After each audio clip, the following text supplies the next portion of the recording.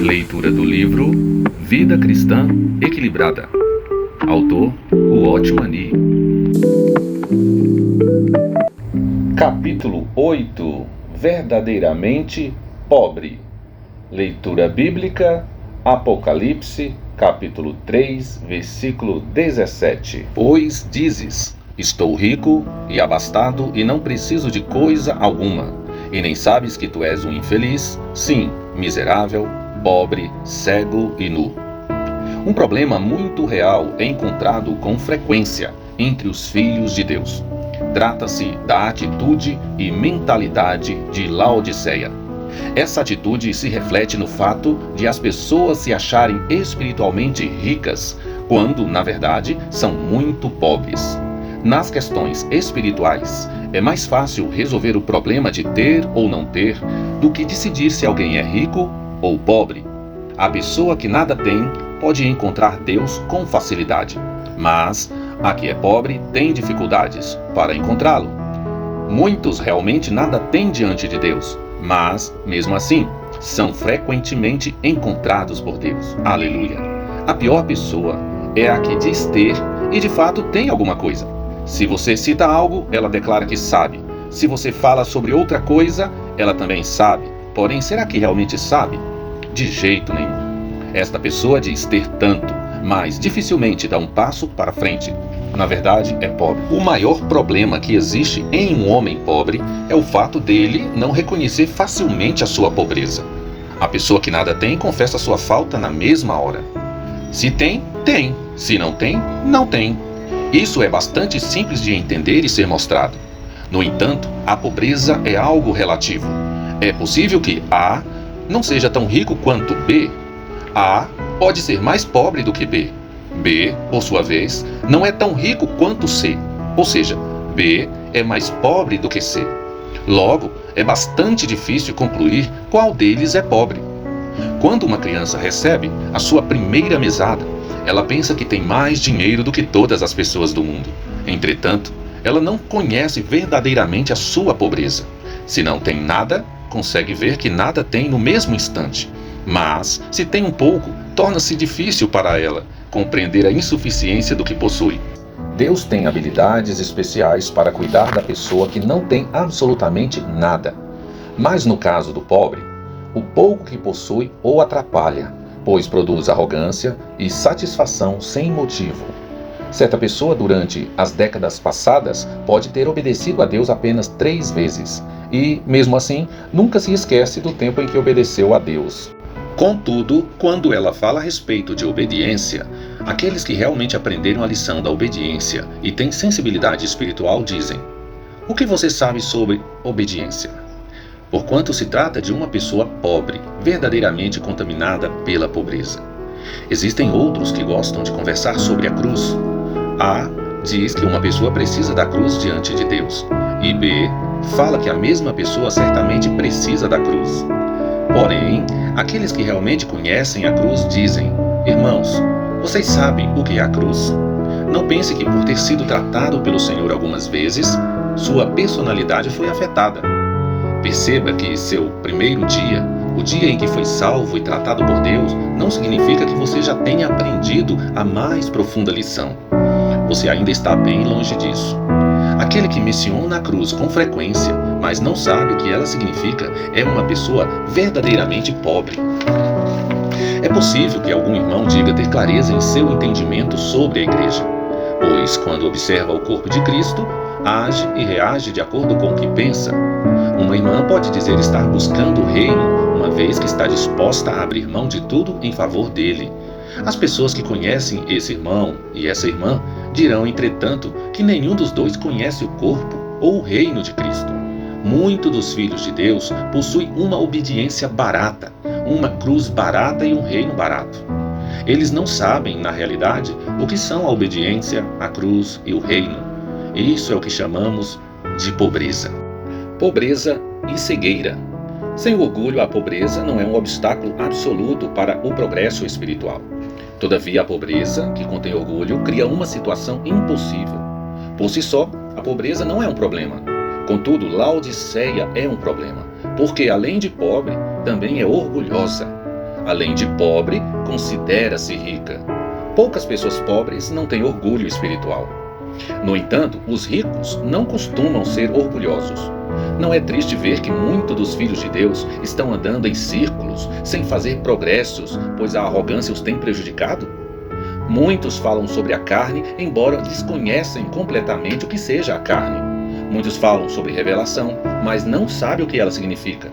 Essas pessoas têm muito a dizer acerca da obediência, do reino e até mesmo de como a cruz opera na vida natural do homem. Porém, a maneira como falam demonstra que, na verdade, são pobres e ignorantes. Elas ainda precisam tocar Deus. Quando as pessoas falam sobre coisas que não experimentam, apenas enganam a si mesmas e aqueles que são como elas. Portanto, na área espiritual, uma pessoa que diz ser rica nunca convencerá os outros de que é rica de fato, mas, ao contrário, será considerada pobre. Estou rico e abastado e não preciso de coisa alguma, declara a igreja em Laodiceia. Essas riquezas não indicam coisas materiais, mas espirituais. Ela sente que tem adquirido riquezas, embora Deus afirme: nem sabes que tu és infeliz, sim, miserável, pobre, cego e nu. Você possui alguma coisa? É muito provável que você realmente tenha algumas poucas coisas, mas o que você tem não exerce muito poder em sua vida. Se você genuinamente possui riquezas, deveria ser alegre, mas, infelizmente, é infeliz e miserável. Você não parece que as tem. A infelicidade e a miséria denunciam às pessoas o fato de você ser pobre. A pobreza está estritamente relacionada à cegueira. O homem pobre é incapaz de enxergar as coisas espirituais. O homem que não enxerga normalmente se considera rico. O homem que não vê a cruz pensa ter a cruz. O que não enxerga o reino acredita ter o reino.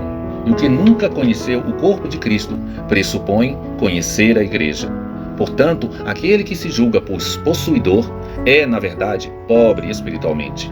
Sempre que realmente percebermos, não nos gabaremos de sermos ricos. Sempre que os olhos de alguém forem abertos, ele contemplará a sua nudez e a reconhecerá. O fato de ser pobre e não perceber a pobreza faz com que a pessoa seja um laodicense. Precisamos estar alertas quanto a isso. Pobreza e superficialidade. O que é pobreza? A pobreza não é uma questão de quantidade, mas de qualidade. O capítulo 3 de 1 Coríntios nos mostra a diferença existente entre o grupo do ouro, da prata e das pedras preciosas e o grupo da madeira, do feno e da palha. E o capítulo 2 de 2 Timóteo 2 fala tanto sobre os utensílios ou vasos de ouro e de prata, quanto sobre os utensílios de barro e de madeira. Essa nítida disparidade nos indica o que é rico e o que é pobre. Por conseguinte, ainda que tenha, você precisa enxergar exatamente o que tem. Se você tem um grande amontoado de madeira, feno e palha, é pobre do mesmo jeito.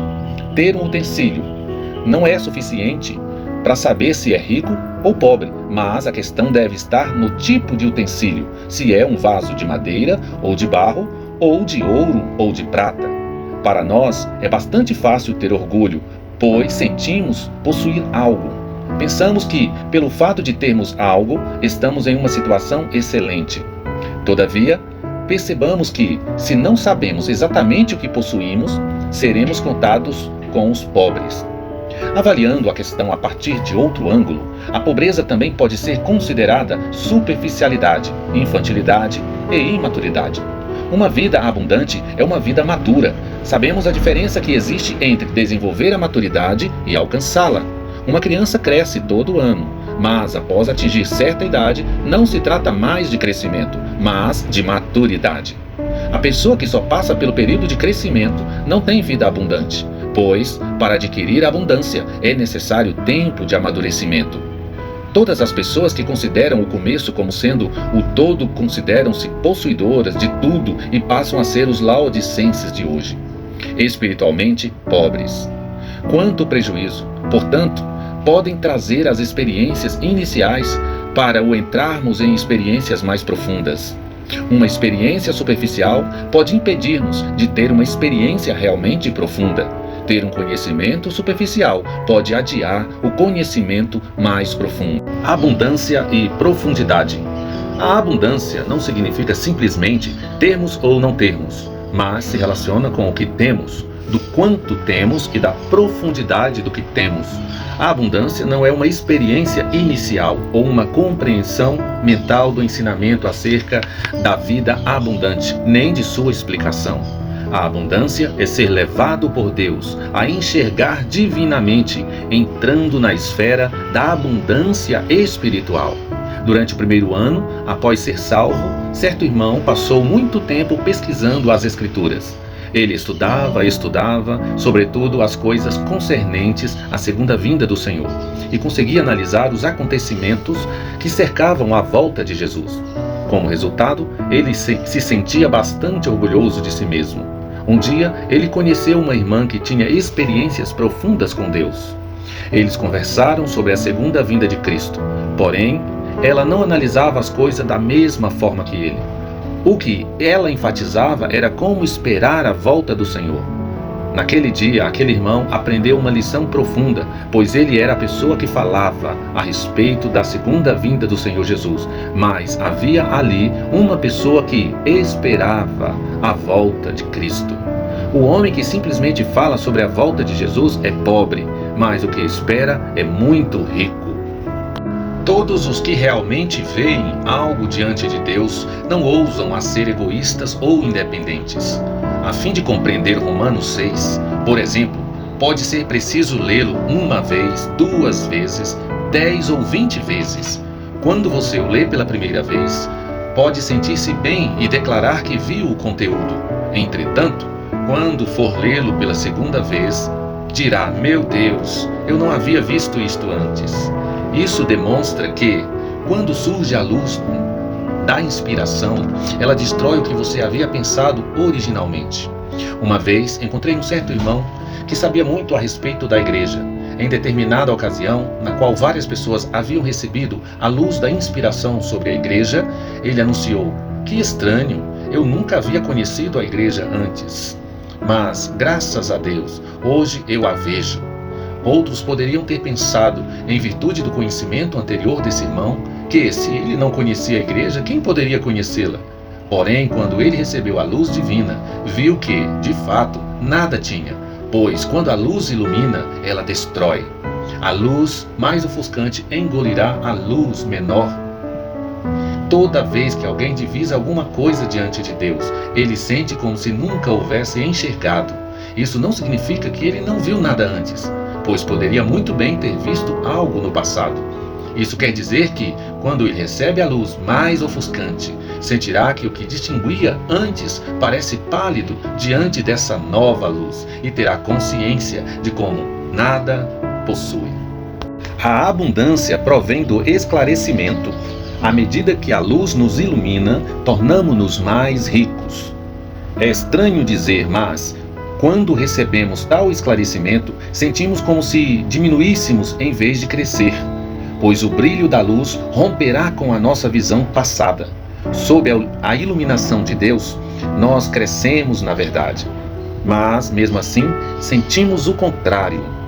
Por isso, o que é real aos olhos de Deus e o que é nosso próprio sentimento são 2 coisas diferentes. Quando Deus envia luz, se você pensa que está crescendo, não está, na verdade, vendo coisa alguma. Contudo, no caso de você realmente ver, sentirá como se tivesse acabado de ser salvo e de ter somente começado. Não se deve inferir, a partir dessa declaração, que você não era salvo antes, mas ela simplesmente significa que, quanto aos seus sentimentos, você sente um vazio como se nunca tivesse começado a percorrer o caminho espiritual da vida. Alguém que é verdadeiramente abundante sente ser nada sob a luz de Deus. Nosso Deus é o Deus de abundância, e Ele não quer que seus filhos sejam pobres. As obras que Ele deseja não são feitas de madeira, feno e palha, e os vasos que usa não são utensílios de madeira e barro, pois, sendo o Deus da riqueza, Ele apenas usará vasos ricos. As riquezas divinas são profundas e abundantes, e não haverá cômodos suficientes para recebê-las. Malaquias 3, versículo 10. Assim é a graça de Deus. Qualquer coisa que Ele faça em nossa vida é superabundante, jamais forçada, fraca ou pequena. Esse Deus de abundância pode enriquecer-nos, pois Ele sempre dá mais, e toda vez que dá mais, sentimos como se fosse a primeira vez que estamos recebendo alguma coisa. Embora pareça estranho, é a pura verdade. Que Deus tenha misericórdia de nós para que possamos, de fato, enxergar a luz. O homem orgulhoso é tolo, pois é pobre. Que Deus nos esvazie a fim de que participemos de sua abundância. Aleluia!